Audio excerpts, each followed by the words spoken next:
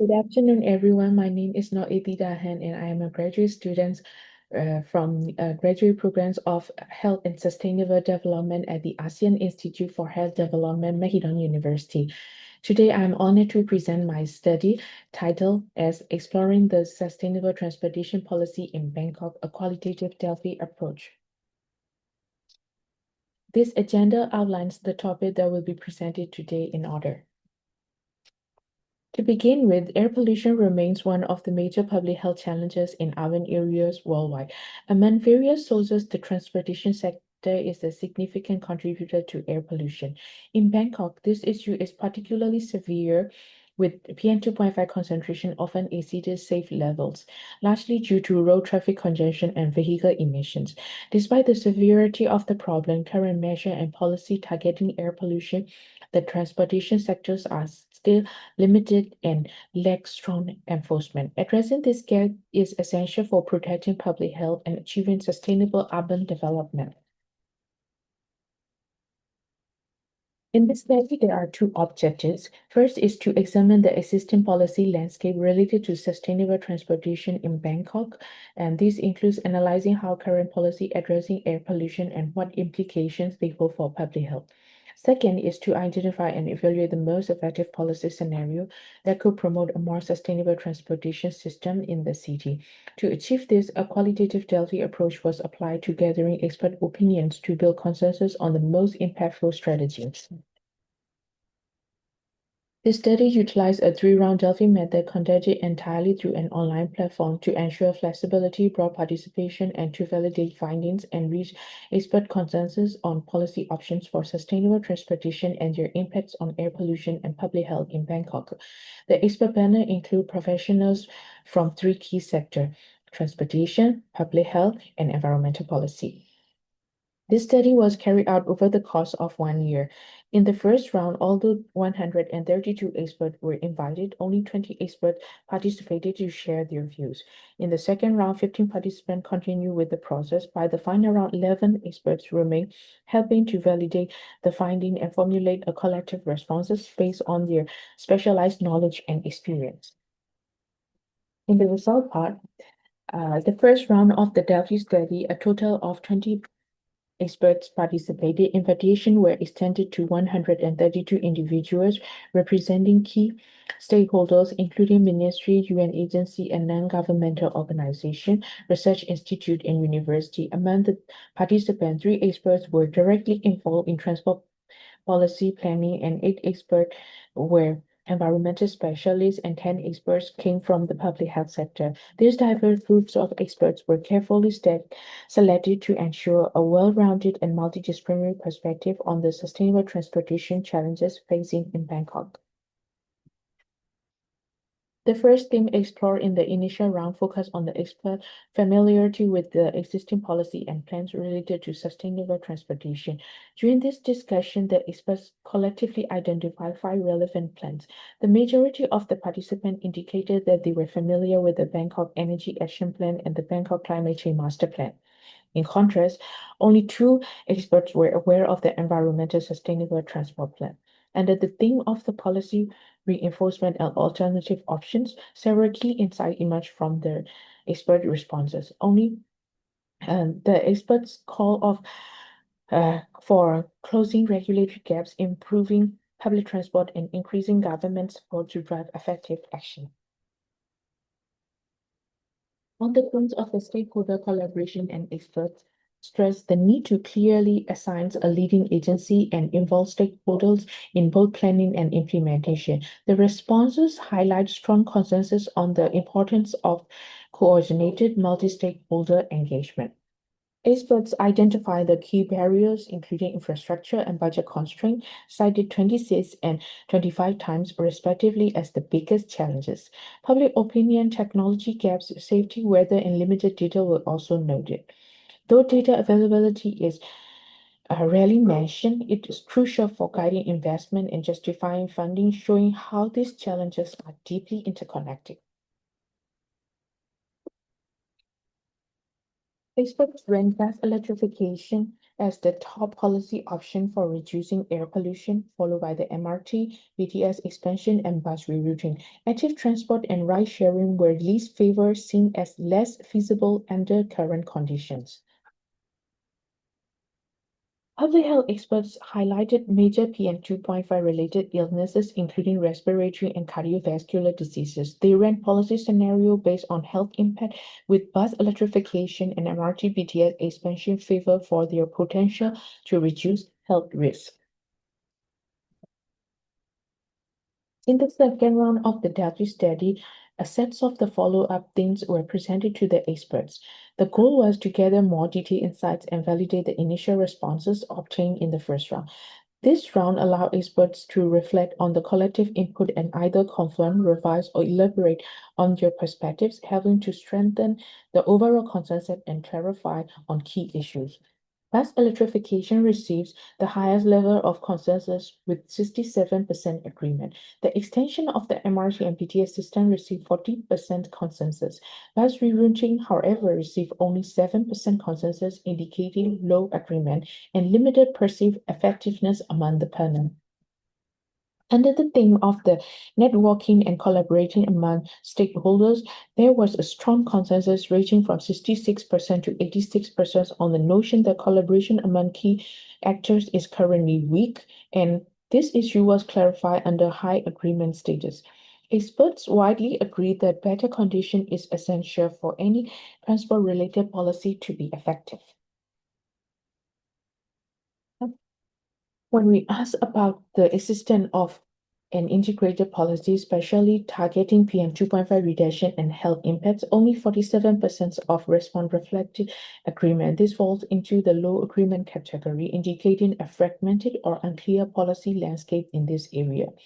This data highlights where consensus is strong and where significant gaps still remains in the expert community views on the sustainable transportation and air policy in Bangkok.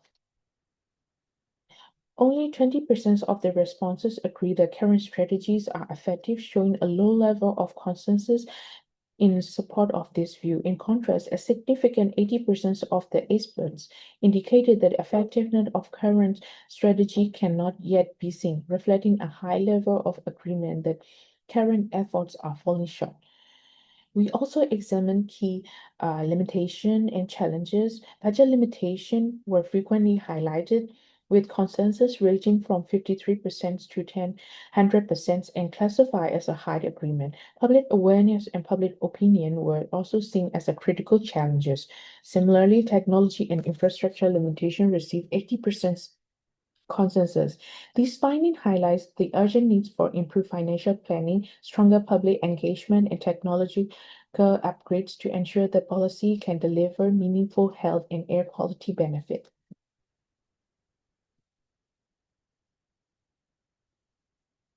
So in round three, we show the compare of the consensus percentage between round two and round three. So in round three, after experts had the opportunity to reflect on the group feedback, consensus for bus electrification increased significantly to 100%. And MRT BTS expansion also saw a sharp increase, rising to 91%. In contrast, support for the bus rerouting remained at 0%, reflecting a 7 percentage point drop, indicating that experts no longer view it as a viable strategy. I also examined different levels of bus electrification scenario. For 20% bus electrification, consensus rose from 53% to 82%. 35% electrification scenario saw a dramatic increase from 27% to 82%. So these changes indicated a clear shift in expert consensus toward greater support for bus electrification, particularly at the 20% and 35% level. This reflects both increased confidence in its feasibility and recognition of its potential impact on air quality and health outcomes. Next, I'd like to share how experts' consensus shifted from round two to round three regarding key barriers to addressing air pollution and advancing sustainable transportation in Bangkok. Starting with the stakeholder coordination agreement that Networking and collaboration among stakeholders is weak, increased slightly from 67% to 72%. This reflects a continual concern about fragmented efforts in managing the air pollution. For the issue of the policy gaps, the perceptions that there is no clear integrated policy targeting PM 2.5 reduction and related health impacts rose from 47% to 73%. When asked about the budget limitation, consensus grew from 80% to 91%, reinforcing that financial constraints remain a major challenge. Interestingly, public awareness and public opinion about sustainable transportation saw the most significant increase from 47% in round two to 82% in round three. This showed that experts increasingly view public understanding and support as a critical to the success of any intervention. However, not all challenges were upward. Concerns over the technology and infrastructure limitation actually decreased. This could suggest growing optimism that technological barriers are becoming more manageable or are being addressed.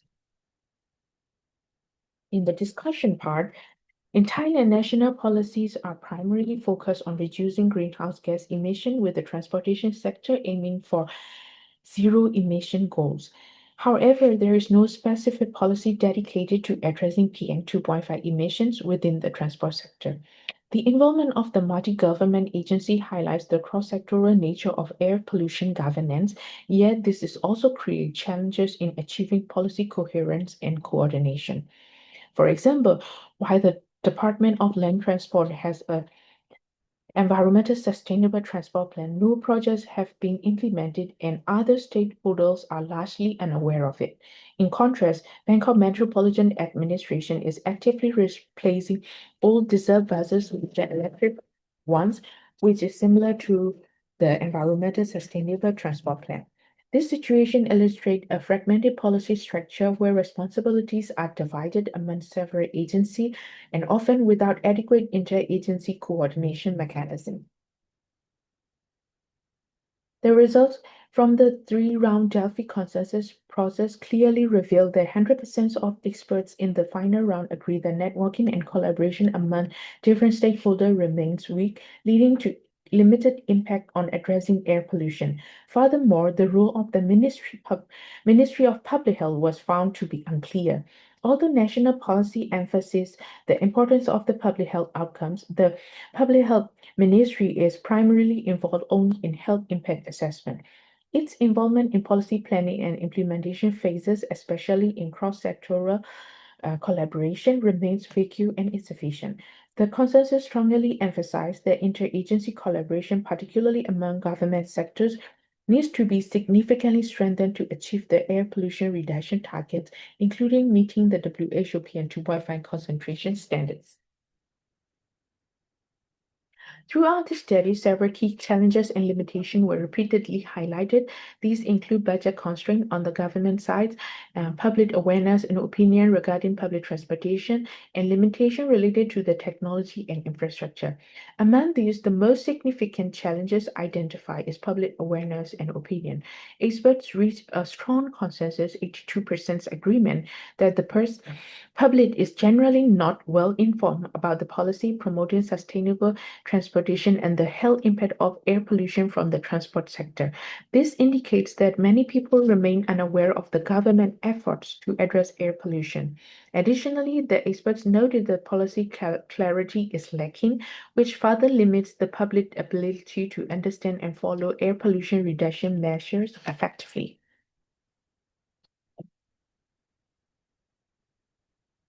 So, in conclusion, this study highlights several key recommendations for advancing air pollution reduction in Thailand transportation sector.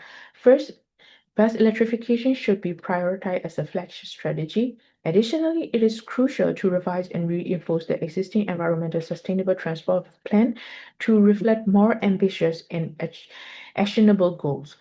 Public transport policy must also be complemented by measures targets private vehicle, which continues to contribute significantly to air pollution.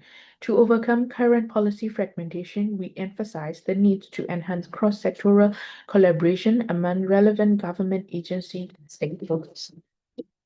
Finally, ensuring public engagement and raising awareness is essential to foster community support and compliance with air quality improvement initiatives. Together, these steps can drive meaningful progress toward meeting Thailand's air pollution reduction target and improving public health.